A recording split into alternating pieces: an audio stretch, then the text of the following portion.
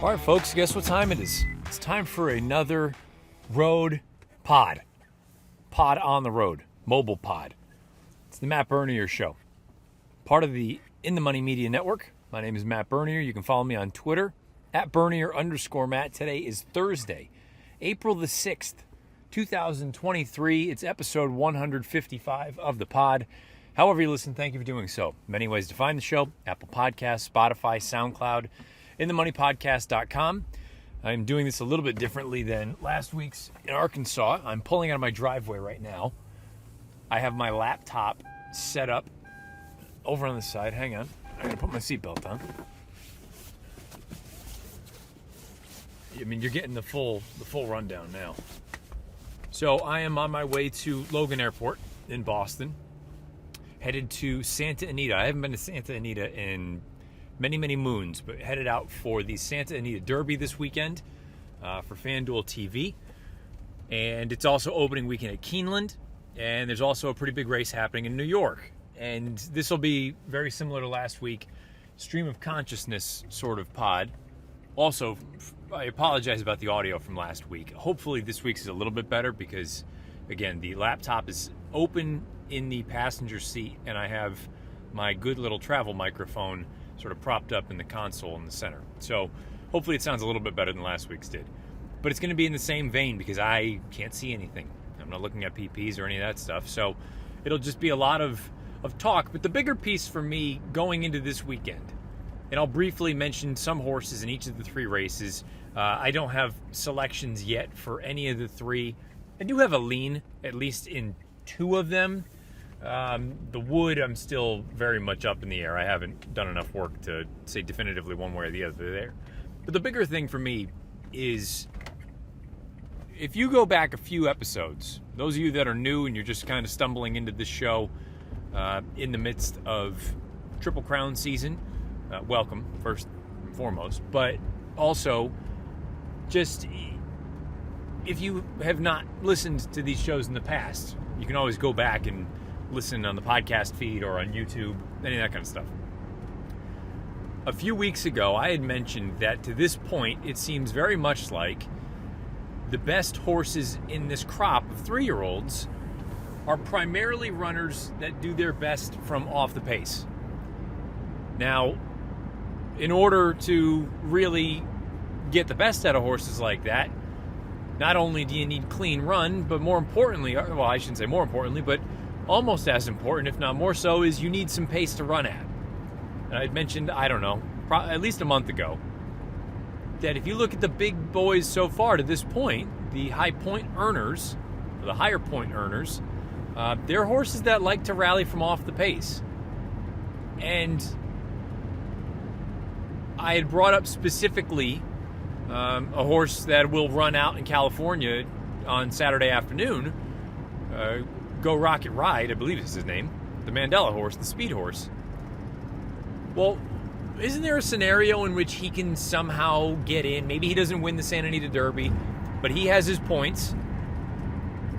And all of a sudden, he's gone from setting wicked paces in these California races, although to be fair, Saturday's pace doesn't look like it'll be crazy in the Santa Anita Derby.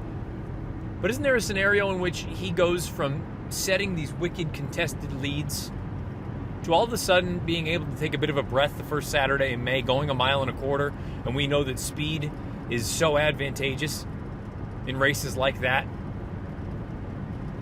And if you go through and look at the races that have happened since that pod, primarily the horses that have earned points have been those that rally from off the pace, with the exception of the Louisiana Derby and the UAE Derby, two races where the speed more or less held up. I'm about to sneeze. Excuse me. Again, driving, I can't pause it. Maybe Craig can edit it, but maybe that's the rawness of the road pod. Anyway, so you look at these three races coming up on Saturday: the Wood, the Bluegrass, Santa Anita Derby. With the exception of the Santa Anita race, which is ironic because typically those are the races out in that jurisdiction that have hot paces early on, The Bluegrass, I believe Timeform US has a red color-coded pace projector. And I believe the Wood has a red color-coded pace projector. And the big names, well, the biggest name I would say in the Bluegrass is a confirmed closer, Tapit Trice. And in New York, Hit Show, who is the headliner, he's more on the handier side, but by no means is he a horse that's going to be up pushing the pace. You wouldn't think anyway. Beyond that, the run in New York, you've got the Pletcher maiden down on the rail, who on Figs is fast, but he's still a maiden. In Kentucky, you've got Tapit Trice, but there's going to be honest pace verifying is going to be in there. He's got one way to go. There are a couple other horses that may be a little bit overmatched on paper, whose names again are slipping my mind, but you can see a scenario in which they're forward. That pace feels like it can't help but be on the fast side. And then you go out to California, and Skinner is a horse that likes to rally from well off of it. He would appreciate some hitting early on, but aside from Go Rocket Ride and Practical Move is a little bit more, I mean, if I'm being honest, I think Practical Move has the ideal running style for any of these races, where he's got the early tactical speed to be close, but he is not dependent on having the lead. I don't believe Go Rocket Ride has to have the front, but to this point, he's only one outright on the lead. National Treasure, I've never been crazy about him, but he's not a slow horse early. He figures to be relatively close. I think Doug O'Neill's horse, if I'm remembering, has a little bit of early foot as well, but none of them are burners the way that a Go Rocket Ride could be. So, just for ha-ha's sake, for the sake of argument, let's say the Bluegrass, Tapit Trice does what he's done throughout his career to this point. He rallies, puts in this big bid, finishes strong, kind of bolsters his resume.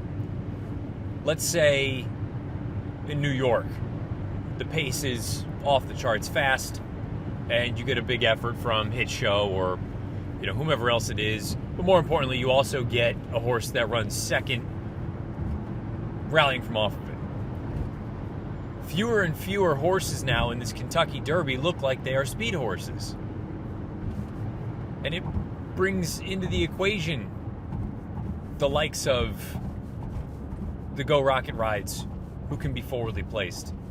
It brings into play horses like Kingsbarns, who, no, he didn't set a fast pace in the Louisiana Derby, but to suggest that he can't win because of that, and I brought that up last week when we were kind of looking back at the UA Derby with Derma Sotogake, to just automatically say, well, it's never happened before, it won't happen this time around, especially when you consider the way that those races have unfolded and the way that the Japanese contingent has run internationally over the past 2 years.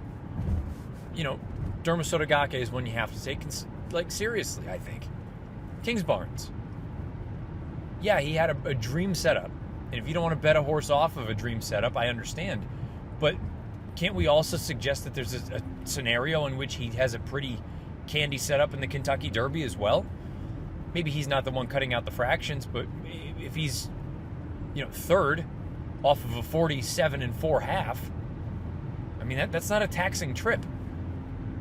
In fact, you go through, off the top of my head, look at all of the recent Kentucky Derby winning running styles, maybe with the exception of Rich Strike. I mean, these are primarily horses that don't go to the front, but are within a few lengths of the lead early.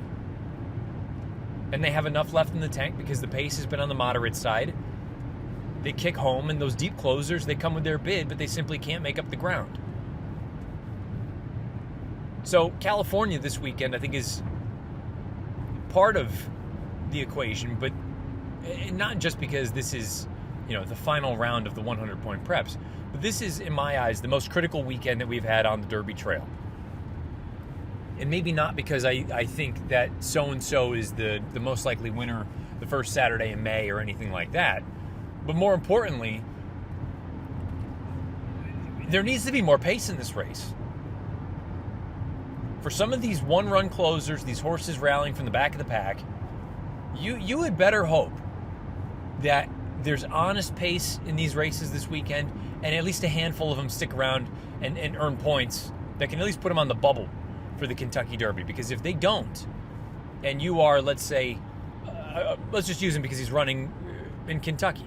If you're a Tapit Trice, and this pace is off the charts fast on Saturday, and you come rallying from the back of the pack and you win going away, and now you are among the favorites for the Kentucky Derby. Well, you beat an inferior group of horses in the Tampa Bay Derby. You beat what looks to be an inferior group in that allowance race at Gulfstream. And now the mile and a quarter will work to your benefit, but you've got to deal with probably 18 or 19 other horses in front of you because you've got no early foot. And you're not going to have necessarily any pace to run at. So you need to be so far and away better than everyone else. And given the price that you're likely to be, you become a very unappetizing or uninteresting option, at least in my eyes. And let me know if you agree or disagree with that sort of assessment beneath the video player on YouTube or on Twitter at Bernier_Matt. It also has led me to draw a few other conclusions from the racing that we saw last weekend. I was in Arkansas for the Arkansas Derby. I love Oaklawn Park, the hospitality, everyone there. I just can't bet the track. I'm a mess there. I don't know what it is. I'd like to think a lot of it has to do with I prefer betting on grass and they just don't have any, but I'm lost at Oaklawn. But I think we can all acknowledge when we see a good horse, and I said it during the pre-race with Mike Joyce. I picked Bourbon Bash, who was 15-1, and I thought he was and by the way, he got buried late to 8-1, which I wouldn't have touched him with a 10-foot pole at 8-1. Neither here nor there. I said when we were taking a look at the odds for the race that I felt like Angel of Empire was getting a little bit disrespected, and he should be considered the favorite in that race. And he went off somehow at 9-2, and he was really the only horse in the race that did any meaningful running. He had a couple others. Rocket Can didn't run terribly, but he didn't run well. And Red Route 1, even with the blinkers on, he clearly still doesn't know what he's doing. He can't run in a straight line, and he just doesn't have any early foot. So my takeaway from that race is it's abundantly clear, at least in my eyes, that Angel of Empire is the kind of horse that you have to take seriously as a contender for the Kentucky Derby, because he's not a confirmed one-run closer. He's a horse that has enough early speed to keep himself sort of in shouting distance of the front. He's not going to be contesting the pace, but he's also not going to be coming from 25 out of it unless they go 45 to the half, in which case it'll be a meltdown and he'll come with his run. He's a legitimate threat to win the Kentucky Derby. If you didn't believe so going into last weekend, I think you absolutely have to now. His figs, maybe he's a little bit light on buyers, maybe he's a little bit light on a couple of the other numbers, but he's going the right direction. He's taking those incremental steps forward. I believe he's improved by 5 points. I believe he went 4 to 5 in his last 3 races. Something in the ballpark of 85 to 89, 89 to 94. Entirely conceivable he jumps up to a 100 the first Saturday in May. And that probably wins, especially given the way this crop is run.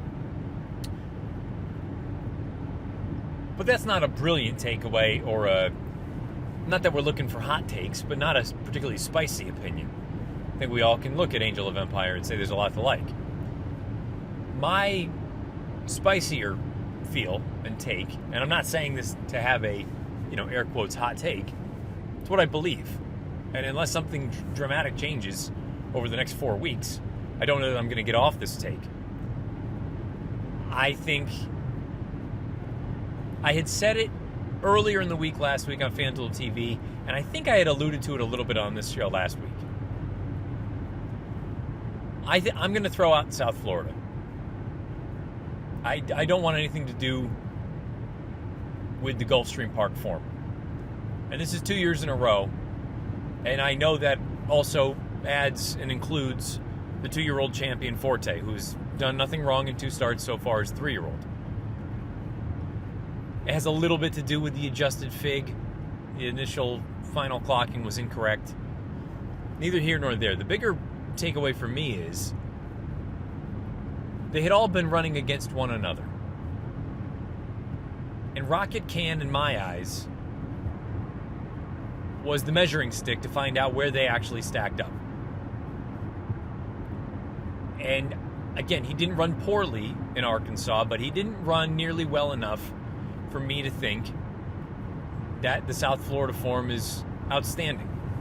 Now, I like Mage a lot. I think he can be I think he's a proper talent. I really hope they don't go to the Kentucky Derby with him, because I don't believe he's run fast enough to be a threat in that race, and you would be throwing 10 pounds of shit at him in a matter of, 7 weeks. If you're intent on a Triple Crown race, I would prefer the Preakness. But even having said that, I would probably take the path of least resistance right now. And let's look at the Peter Pan. Give him a little bit of time, get some softer company. Maybe you're not looking at the Peter Pan as a prep for the Belmont Stakes, because that's a lot to ask. But I would be kind of saying, look, we think we got a really good one. Let's get a graded stakes victory, which he does not have yet. Or let's run in a graded stake where we're going to be the favorite. Peter Pan, I think, is a good spot there. And then over the summer, you point to the Travers and races like that, or the Haskell, and so on and so forth. And I'm sure some folks are listening saying, well, Rocket Can finished a few lengths behind Angel of Empire. He also finished a few lengths behind Forte. Why would you throw Forte out? And for me, it has more to do with, I had voiced it after the Fountain of Youth. Forte's number did not improve in the Fountain of Youth in his first start as a 3-year-old compared to the numbers that he was running as a 2-year-old. And it doesn't mean that he can't improve, but I wanted to see a forward move in the Florida Derby. And while he won, I don't think you got the forward move. I think he called on his class. He's an extremely talented racehorse. But keep in mind, we're talking about a horse that's probably going to be 5-2 the first Saturday in May. And if I don't think he's getting any better, why do I really want to have any part of him? When I think Angel of Empire is improving, I think Two Phils is going the right direction. These horses running in California on Saturday, they could theoretically move forward. And by the way, Practical Move, I don't think he's getting the credit or the respect that he deserves, because he's already run as fast as many of the other horses of his generation. He's got better early speed. I guess there's still reservations, and I'm one sort of at the head of the list, that when I see Practical Joke on top, I go, mile and a quarter doesn't sound great to me, but horses outrun their pedigree all the time.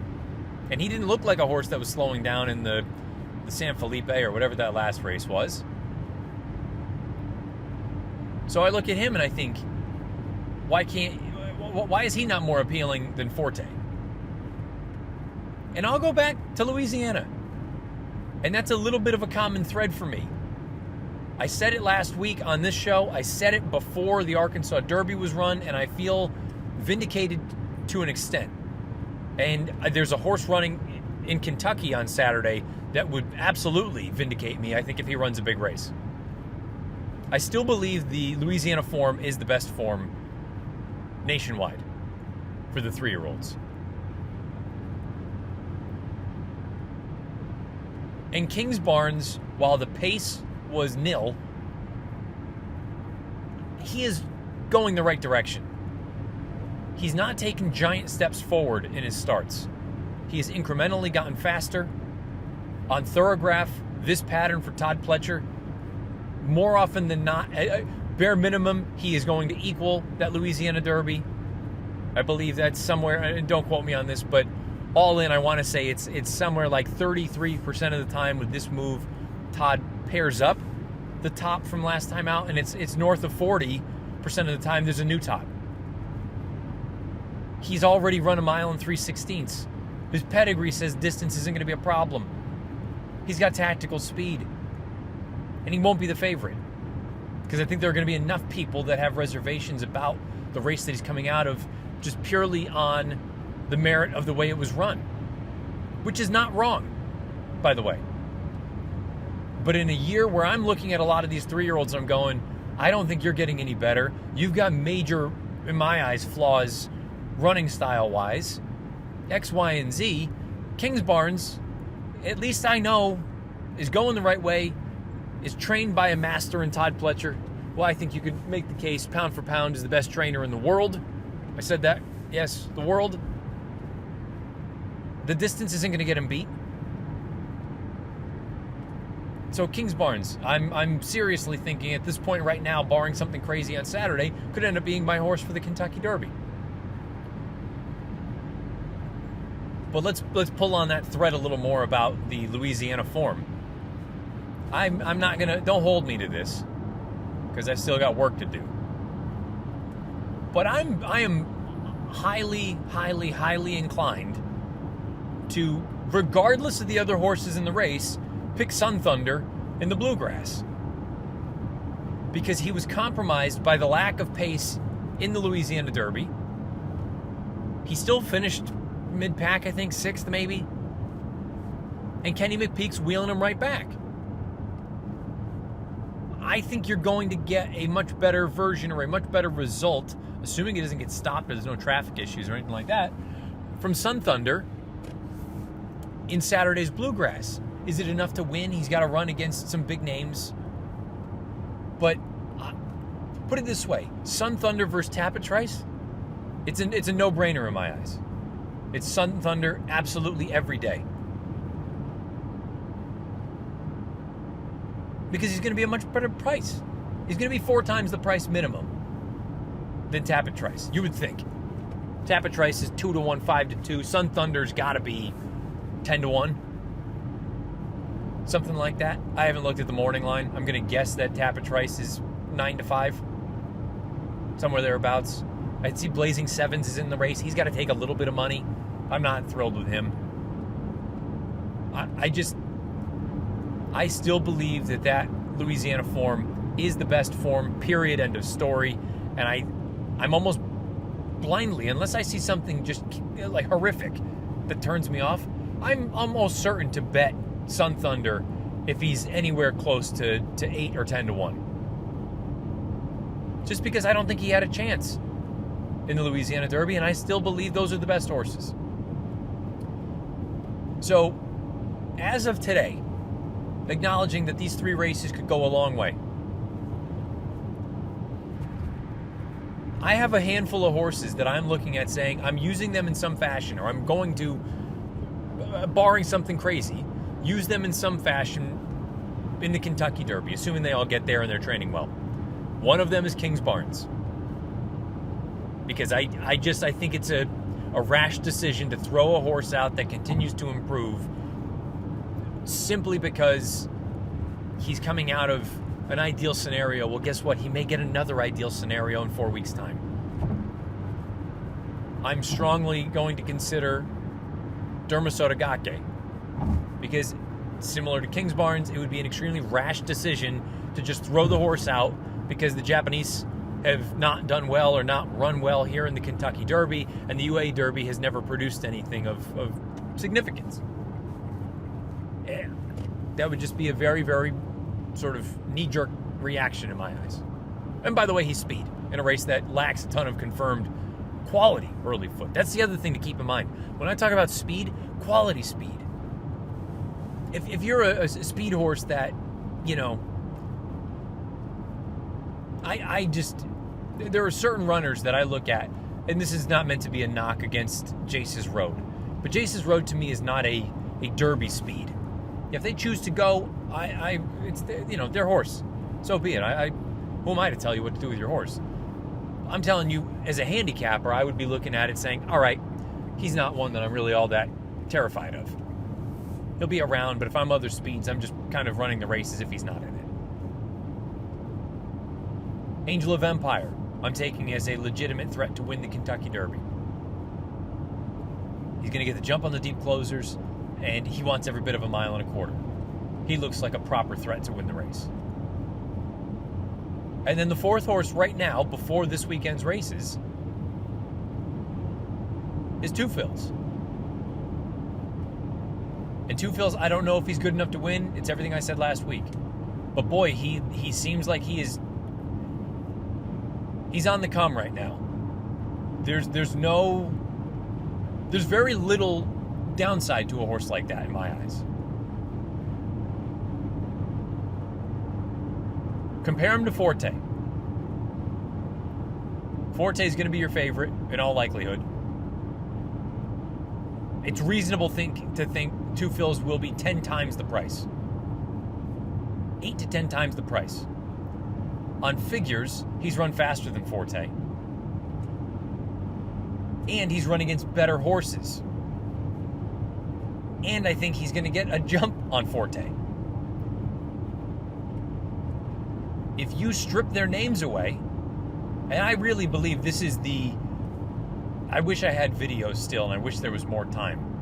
And maybe I'll be able to piece something together in one of these weeks coming up. Because I'm going to be at Keeneland. I'll be in Lexington for the duration here after this week. For the final 3 weeks at the meet, and then the first week at Churchill Downs leading into the Derby. But do you remember, we're on the heels of the NCAA tournament, both of them, men's and women's, coming and going.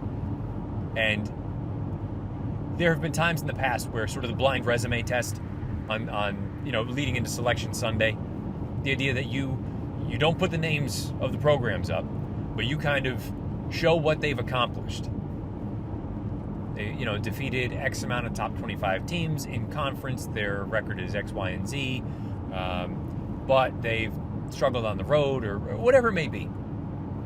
And then you reveal the names, and there's a bit of shock and awe. The thought behind the exercise is that you can't have a bias when you're just looking at the resume. You're just handicapping what you see in front of you. And I would wonder that if you took the names of the races away, you took the trainer away, you took the owner away, and you took the name of the horse away, and you just looked at the way that the horses run and the figures that they have earned, I don't believe Forte would be the first name that you come up with. And this makes it sound like I hate Forte, and I certainly don't. I think he is nails. He is so much better than I thought he was going to be. I admitted that last year, right after the Breeders' Cup. He's an extremely good horse. But if you just did that sort of blind resume test with all the 3-year-olds, I don't believe that Forte would be the first name that you would come up with when you went through all the resumes and you looked and saw their running style and the numbers that they've earned. I just don't. And maybe you would. I don't believe I would. Anyway, let's leave it at that. So I've had some, in my eyes, pretty substantial takeaways over the past few weeks, and there may still be some to come as we head into the final round of 100-point Kentucky Derby preps here this weekend. The Wood is the race that I need to do the most work on because I'm not super locked into all of those horses. I know Hit Show looks good. I know Pletcher's Maiden looks good. I believe he has an equipment change. Beyond that, you've got some horses that are a little light on figs. They're going to need to step up. And it looks like there's a fair bit of speed in that race. The Bluegrass is probably the race with the names in it, the more familiar commodities. But, again, it looks like a fast pace. And if it falls apart, how many graduates, how many point earners going toward the first Saturday in May are proper or legitimate speeds? And I think that's where California comes into play. The California group, I think, has been maligned a little bit, kind of dragged through the mud. They're not that good, this, that, and the other. They may not be. But I don't think Practical Move has gotten the credit he deserves. And Go Rocket Ride, if you're Practical Move and you're Ramon Vasquez and you're Tim Yakteen, the last thing you want to do Saturday, in my eyes, my opinion, is get hooked in some kind of a duel with Go Rocket Ride, who in my opinion, based on that first pass of the PPs that I did, is the absolute controlling speed of that race. So if you don't want to get hooked with him, you let him go, and you and National Treasure, who is now your uncoupled stablemate, you guys both park yourselves off of his flank or maybe a length off of him. And if that happens, I think Go Rocket Ride's a good racehorse. So let's say he gets Brave. And even if he doesn't win the damn thing, he finishes second. He gets 40 points to go along with the points that he's already got. Let's say Practical Move wins. He moves on. National Treasure finishes third because it seems like that's what National Treasure does more often than not. Well, now, fast forward 4 weeks from now. Tell me why the story in Kentucky is going to be so different for Go Rocket Ride and Practical Move, if that scenario I just drew up plays out. Explain to me why the pace all of a sudden is going to go from moderate to, mildly fast, but within reason for quality animals, to off the charts ballistic. Why would that change? The only real sort of explanation would be an equipment change for one of these horses, and I think there's at least a scenario, if you're looking to take the counter to my argument right now, what we saw last year from Crown Pride, who happened to be based in Japan, I guess you can't rule out that Derma Sotogake goes 46 to the half.